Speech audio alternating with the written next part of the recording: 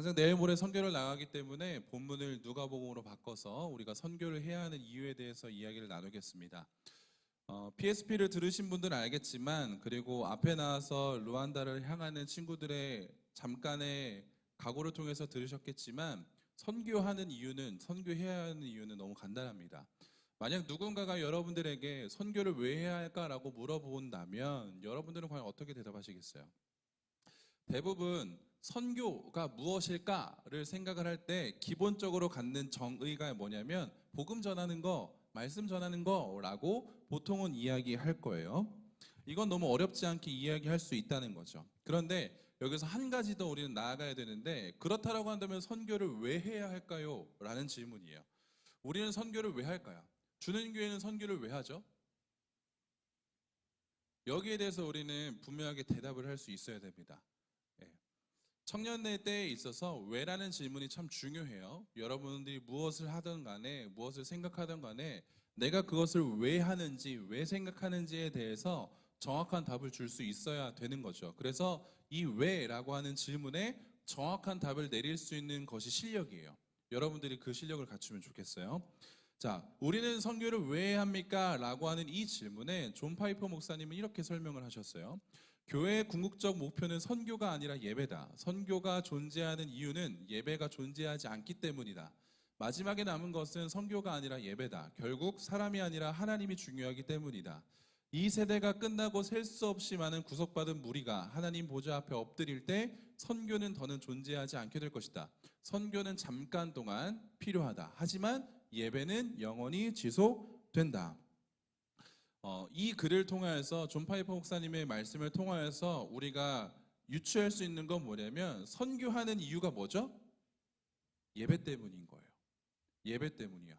우리가 선교하는 이유는 예배하기 위함이다 라고 하는 답을 얻어낼 수가 있죠. 자, 그렇다면 예배가 무엇이냐? 예배가 무엇이냐가 너무 중요하단 말이죠. 예배는 히브리어로 샤하라고 하는 단어를 써요. 샤하. 그리고 헬라어로는 프로스키네오라고 하는 단어를 쓰는데, 이 의미는 어떤 의미냐면 스스로 낮추다, 무릎을 꿇다, 조아리다, 경배하다라는 의미를 가지고 있어요. 정리를 해보자면 우리가 선교를 해야 하는 이유는 예배하기 위함이에요. 선교하는 이유는 내가 내 스스로의 무릎을 꿇고 머리를 조아리고 경배하고 경외하기 위해서다라는 것이죠. 그러면 내가 무릎을 꿇는 대상, 내가 경외하는 대상은 누구죠? 바로 하나님이죠. 그렇죠? 하나님, 온 세계 열방이 하나님이라는 분 앞에 무릎을 꿇고 스스로를 낮추고 경배하게 하기 위해서 우리는 선교라는 것을 한다는 거예요. 선교하는 이유는 예배가 없는 곳에 예배를 세우기 위함이에요. 하나님을 알지 못하는 자들에게 하나님 앞에서 무릎을 꿇릴 수 있게 하는 것이 예배예요. 우리는 그것을 하기 위해서 선교를 하죠. 하나님 앞에 무릎을 꿇는다. 하나님을 예배하기 위해서, 하나님을 찬양하기 위해서 우리는 선교를 한다. 이것이 우리가 선교해야 하는 이유입니다. 만약에 여러분들 머릿속에서 이제까지 선교의 이유가 다양했다라고 한다면 다 지워버리세요. 그런 것들은 선교의 이유가 될 수가 없습니다. 이제부터 선교의 이유는 뭐다? 하나님 앞에 머리를 조아리고 하나님 앞에 내 스스로를 낮추기 위해, 하나님을 예배하고 경외하기 위해 우리는 선교하러 가는 거예요. 이 선교의 사명은 아무에게나 주어지지 않습니다. 그래서 오늘 본문 48절은 이렇게 이야기를 해요. 너희는 이 모든 일의 증인이라. 선교의 사명을 감당하는 사람이 누구냐면 증인이에요. 증인. 우리가 사도행전을 통해서 계속적으로 증인된 삶에 대해서 보고 있잖아요. 사도행전과 누가복음은 동일한 저자가 썼어요. 누가라고 하는 사람. 그래서 내용이 굉장히 많이 이어집니다. 누가복음은 이 선교를 할 수 있는 사람을 누구라고 지칭하냐면 증인이다라고 지칭을 해요. 그러면 예수님께서는 십자가에서 죽으시고 부활하신 이후에 제자들에게 나타나셨죠. 그리고 제자들과 함께 하시면서 계속적으로 가르치셨어요. 예수님께서 십자가에서 죽으시기 전에도 사람들과 함께 하시면서 제자들과 함께 하시면서 가르치셨는데 부활하신 이후에도 가르치셨어요. 예수님은 계속적으로 가르치셨어요. 예수님께서 가르치시고 교육하신 것이 무엇이냐? 오늘 본문 44절 45절을 보면 또 이르시되 내가 너희와 함께 있을 때에 너희에게 말한 바 곧 모세의 율법과 선지자의 글과 시편에 나를 가리켜 기록된 모든 것이 이루어져야 하리라 한 말이 이것이라 하시고 45절이요. 이에 그들의 마음을 열어 성경을 깨닫게 하셨다라고 이야기를 해줘. 우리가 방금 말씀을 통해서 알 수 있는 것은 무엇이냐면 어떤 일이 일어났는데 그 일들이 모두 어디에 기록되어 있다? 성경에 기록되어 있다라고 하는 거예요. 그래서 여기서 모세의 율법과 선지자의 글이라고 하는 것은 당시로 이야기하면 모세오경 플러스 구약 전체의 성경 말씀을 일컬어요. 그래서 신약 시대는 아직 신약의 성경 27권이 완성되지 않았기 때문에 그들이 이야기하는 성경은 구약의 성경이라는 것을 우리는 잘 알 수 있죠. 그런데 그들이 구약의 성경을 가지고 무엇을 알 수 있었다? 지금 예수라고 하는 사람에게 일어난 일들이 구약 성경에 다 기록이 되어 있었다라고 하는 것을 우리는 밝히 알 수가 있는 거죠. 선교하기 위해서는 분명히 알아야 되는 사실 한 가지가 있는데 그것이 무엇이냐면 성경이 도대체 무엇을 이야기하는가를 알아야 돼요. 선교하기 위해서는 성경이 도대체 무슨 말을 하고 있는가를 정확하게 알아야지만 우리는 선교할 수 있어요. 성경은 무슨 얘기를 하죠? 여러분들이 가지고 있는 성경은 무슨 얘기를 합니까? 구원에 대해서 얘기를 하죠. 예수 그리스도에 대해서 얘기하죠. 그래서 선교는 예수를 전하는 거예요. 성경에 예수가 쓰여져 있지 않다면 우리는 예수를 전하지 않습니다. 그런데 성경에 누가 쓰여져 있죠? 예수가 쓰여져 있죠. 그리고 그 성경은 무엇이라 이야기하죠? 예수가 구원자이다 라는 것을 우리들에게 밝히 알려주기 때문에 우리는 선교하면서 말씀을 전하면서 곧 예수를 전하는 거예요. 선교하러 가시는 여러분들에게 그리고 선교를 기대하고 계시는 여러분들에게 반드시 잊지 말아야 할 것은 무엇이냐면 성경이 무엇을 이야기하는가에 대해서 잊지 말아야 돼요. 성경 이야기 안 할 거면 가시면 안 돼요. 거기서 내 신앙의 성장을 기대하겠습니다. 네, 물론 그럴 수 있죠. 거기 안에서 반드시 하나님의 놀라우신 능력이 나타납니다. 그래서 그걸 보고 내 신앙의 성장이 일어날 수 있어요. 그런데 선교는 내 신앙의 성장을 위해서 가는 게 아니라고요. 선교는 예수를 전하기 위해서 가는 거예요. 그럼 어떤 전제가 깔려야 되냐? 예수를 알아야 돼요. 예수를 알고 그 예수에 대해서 내가 깊이 경험하고 묵상한 자가 선교하러 나갈 수 있는 거예요. 그래서 선교는 매우 중요한 겁니다. 선교 나가서 이상한 짓 하는 사람 진짜 많아요. 그런데 그건 모르기 때문이에요. 선교가 뭔지. 루안다까지 갑니다. 우리는 해외여행 가는 건가요? 아니요. 우리는 말씀 전하러 가요. 우리는 예수 전하러 가는 거예요. 그것밖에 없어요. 혹여라도 우리 루안다 가는 친구들의 머릿속에 내가 선교 가는 게 예수를 전하러 가는 것이 아니다 라고 생각하는 사람들이 있다면 빨리 회개하시고 빨리 돌아오소서. 지금밖에 시간이 없어요. 다시 한번 생각하셔야 돼요. 우리가 선교하는 이유는 예수를 전하기 위함입니다. 다른 어떤 것 중요하지 않다는 거죠. 자, 선교함에 있어서 우리는 이것을 알지 못하면 절대 선교한다라고 이야기할 수 없는데 46절을 보면 이렇게 기록을 하죠. 또 이르시되 이같이 그리스도가 고난을 받고 제3일에 죽은 자 가운데서 살아날 것과 성경을 통해서 우리는 예수를 알아야 된다고 했어요. 그런데 그 예수가 도대체 무엇을 했냐는 거죠. 그 예수가 한 일은 분명합니다. 이르시되 그리스도가 고난을 받아요. 고난을 받아요. 먼저는 그리스도가 고난을 받을 것을 성경은 이야기를 해요. 그리고 나서 그 고난이 끝이 아니에요. 그 고난을 통하여서 예수가 그리스도가 죽어버려요. 그런데 사흘 만에 부활하게 되죠. 그 부활을 우리는 전하러 가는 것입니다. 이제부터 제가 성경 구절을 쭉 나열할 거거든요. 근데 이 성경 구절은 그리스도의 고난 그리고 부활을 언급하고 있어요. 구약 성경에서 천천히 한번 따라오세요. 내 하나님 여호와께서 너희 가운데 내 형제 중에서 너를 위하여 나와 같은 선지자 하나를 일으키시리니 너희는 그의 말을 들을지니라.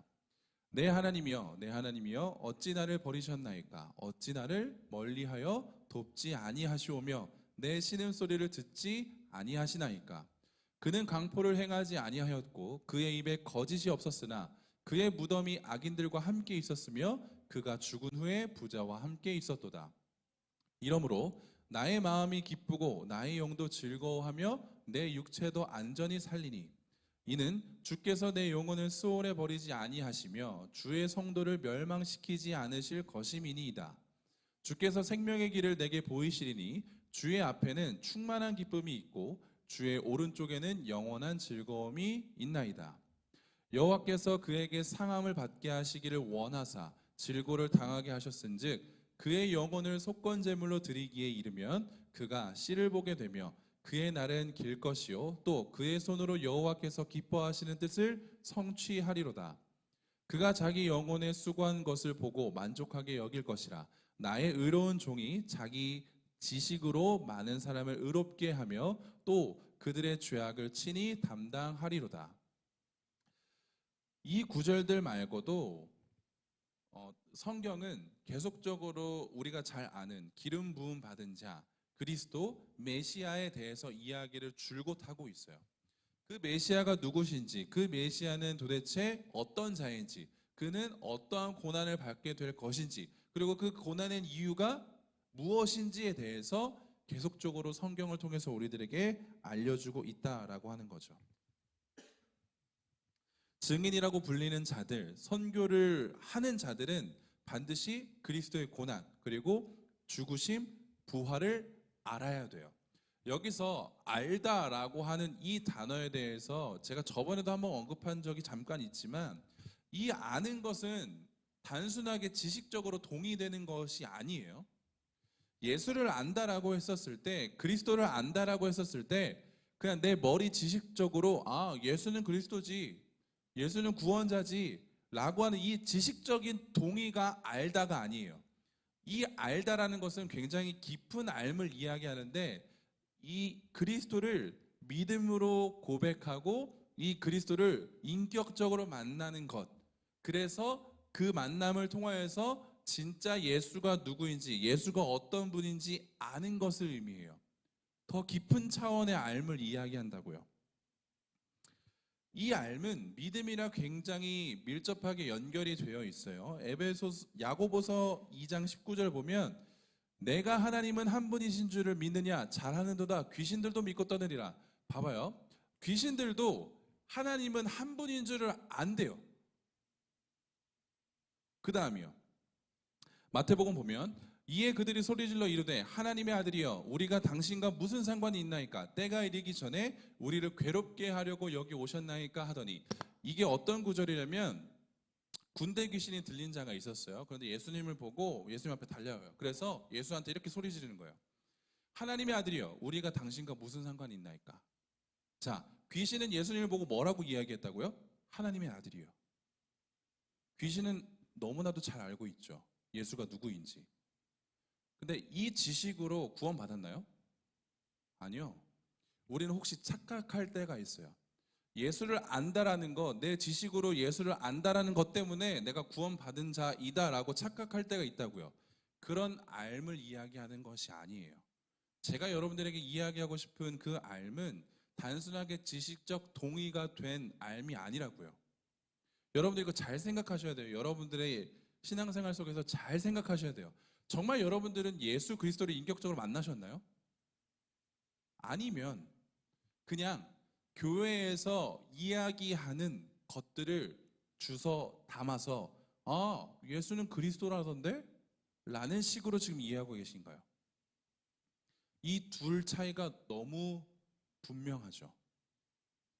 예수 그리스도를 인격적으로 만나지 않으면, 그에 대한 구원의 확신이 없다면, 믿음이 없다면 우린 구원받을 수 없어요. 귀신처럼 말이죠. 귀신은 하나님의 아들이 누구인지 알고 있었어요. 다윗의 자손 예수여, 하나님의 아들이시여, 당신이 나와 무슨 상관이 있나이까. 혹 우리들의 신앙이, 혹 우리들의 예수를 아는 지식이 그와 같지 않나 한번 점검해 보시기를 바랍니다. 제가 언급하는 이 알다라고 하는 것은 이 지식을 뛰어넘어서 믿음과 연결되어서 내 삶으로 반응되어지는 것을 이야기를 해요. 그렇기 때문에 예수를 안다라고 하는 것은 예수 그리스도에 대한 신뢰, 인정이 들어가 있어요. 그리고 예수에 대한 의지가 들어있기 때문에 나의 삶을 전적으로 맡길 수 있는 무모함이 생겨요. 예수를 믿음으로, 예수를 알므로 우리는 어떤 무모함이 생기냐면 내가 예수를 알기 때문에, 예수를 신뢰하기 때문에, 내가 예수를 인정하기 때문에 내 삶을 예수께 던진다고요. 이게 알다예요. 여러분들은 과연 예수를 위해 여러분들의 삶을 던질 수 있으실까요? 과연 여러분들은 예수를 위해서 몇백만 원을 지불하시면서 루안다까지 갈 의향이 있으신가요? 아니, 다른 곳으로도 더 갈 의향이 있으신가요?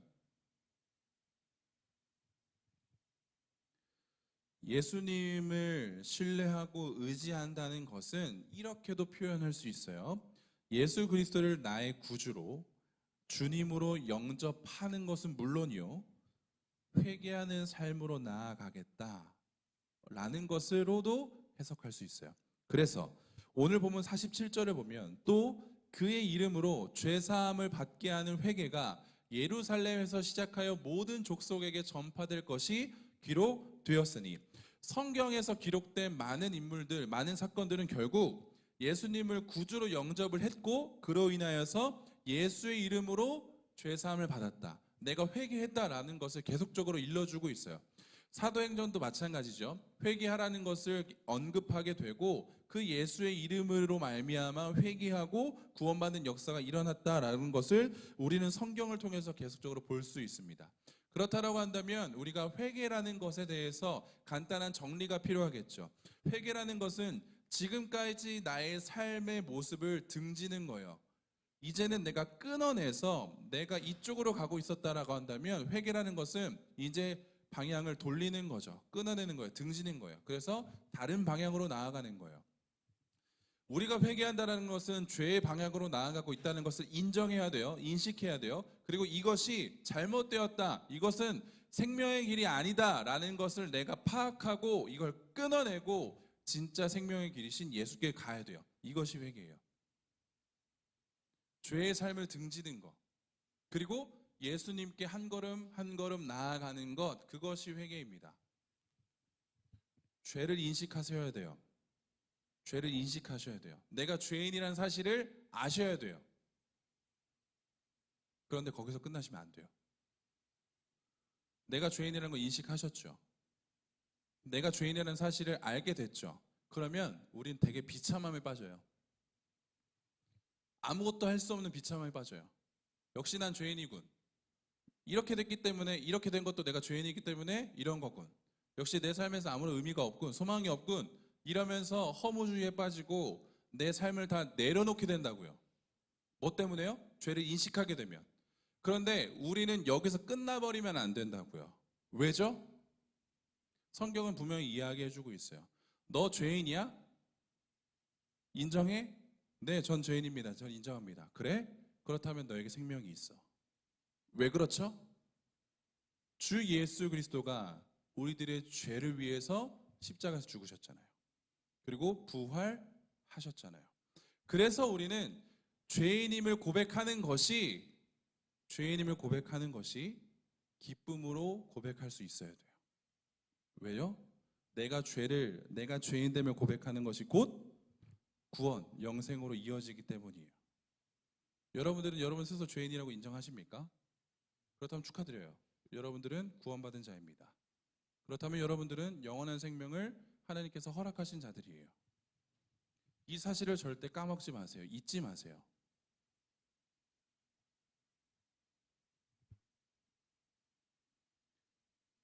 예수를 안다라고 하는 것은 나의 삶의 주인이시요 구원자이신 그 분을 신뢰하고 의지하는 것은 물론인 거니와 내가 죄인이라는 사실을 깨닫게 되고 계속적으로 죄의 방향으로 나아가는 나의 모습을 끊어내고 하나님께로 나아가겠다라고 하는 이 회개가 작용되는 삶이 바로 증인된 삶, 선교하는 삶이라고 이야기할 수 있을 겁니다.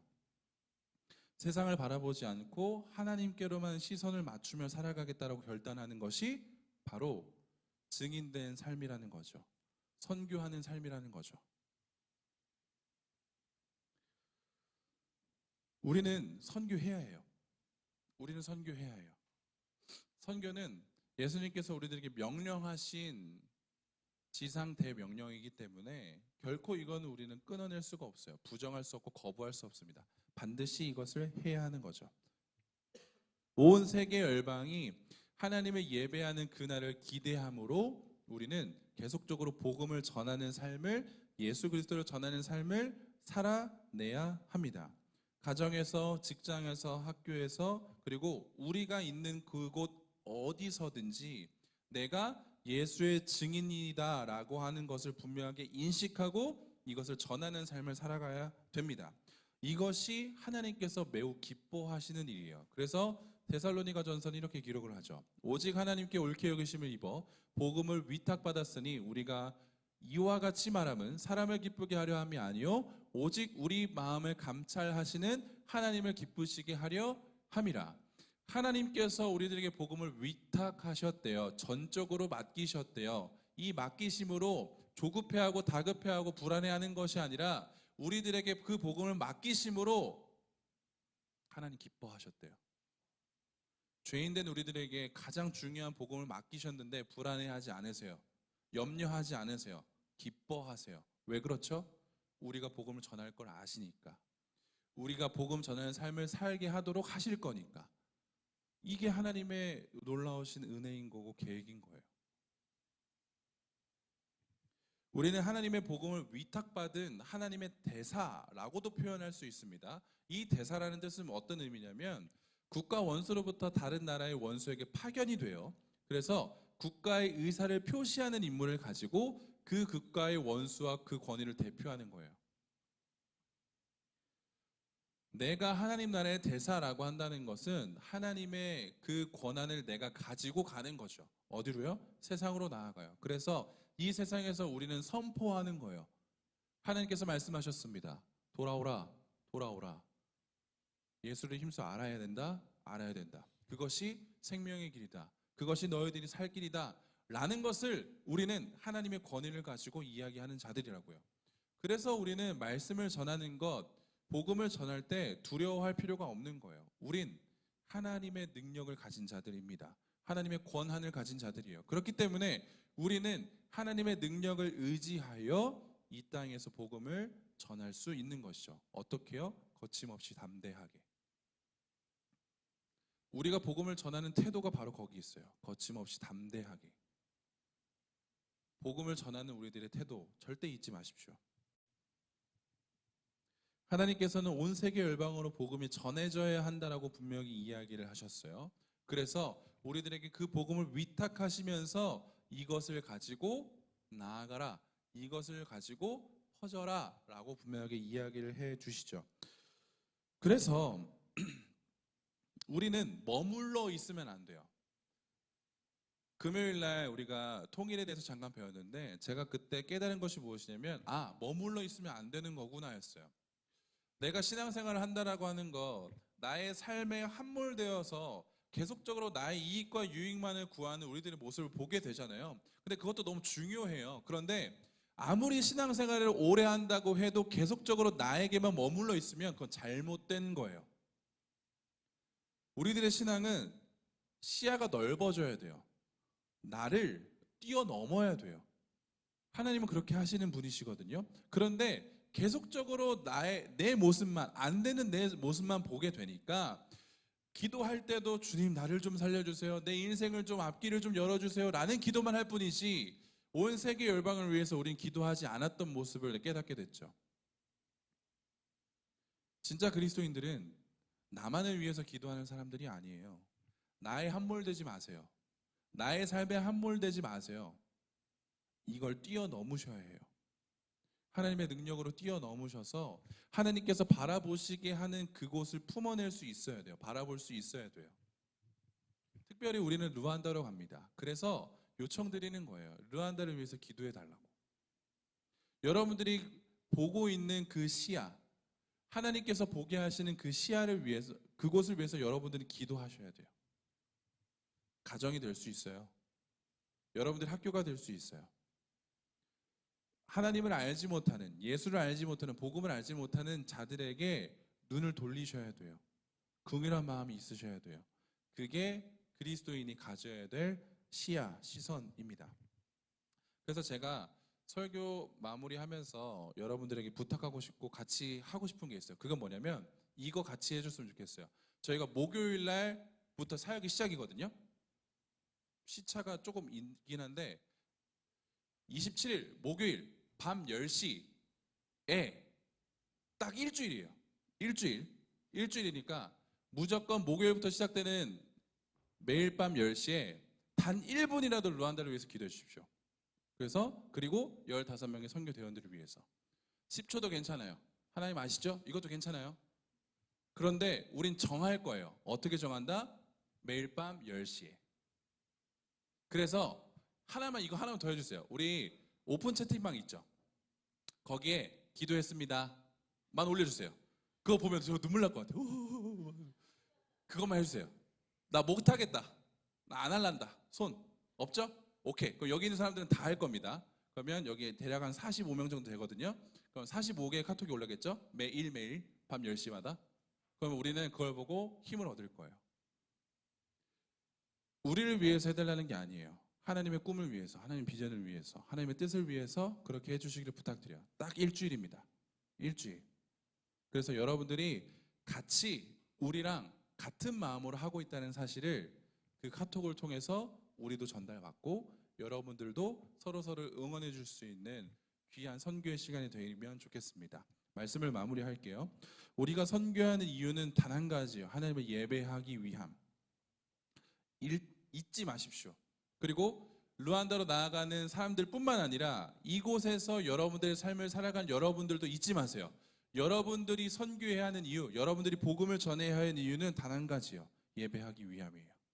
하나님께 나의 머리를 조아리고 나의 무릎을 꿇고 하나님께 경배하는 것, 찬송하기 위함이라는 사실 절대 잊지 마시고 여러분들의 일생에, 여러분의 삶에 있어서 날마다 복음을 전하게 되는 여러분들이 되기를 간절히 소원합니다.